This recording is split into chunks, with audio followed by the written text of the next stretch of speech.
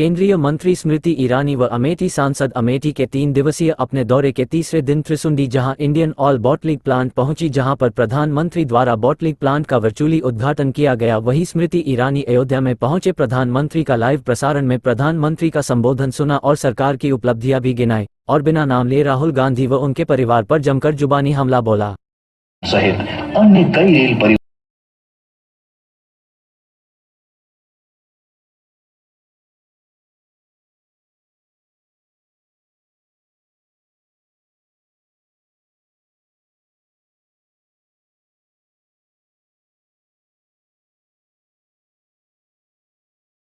चर्चा हमारे देश के प्रधान सेवक कर रहे थे, उस बदलाव को अमेठी में किस तरह से भाजपा ने परिभाषित किया, आज प्रधानमंत्री जी के जुड़ने से पहले मैं आपके सम्मुख वो 2-3 बिंदु रखना चाहती हूँ। 2014 के चुनाव से पहले राष्ट्र में अगर किसी से हम ये कहते हैं कि हम अमेठी के हैं, तो उनको लगता कि हम एक ऐसे विकसित लोकसभा क्षेत्र के निवासी हैं जहां पर कोई भी विकास के संदर्भ में मानस को कमी शायद नहीं होगी। 2014 के चुनाव में पहली बार राष्ट्र के सम्मुख अमेठी की कुछ ऐसी सच्चाइयां बाहर आई जिसको देखकर राष्ट्र का एक एक नागरिक आश्चर्यचकित हो गया।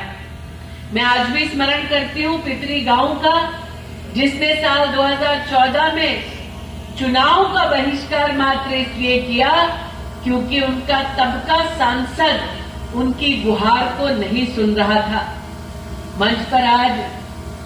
राजा बाबू हैं, राम प्रसाद जी हैं, राजेश जी हैं।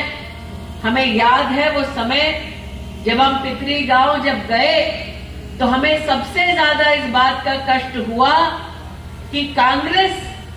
के प्रतिनिधि की वजह से, उसके कुशासन की वजह से लोगों का लोकतंत्र से भरोसा पिपरी गांव में उठ रहा है। मुझे आज भी याद है हमने गांव वासियों से कहा कि हम चुनाव के बाद आपके कटान की समस्या का समाधान लेकर आएंगे।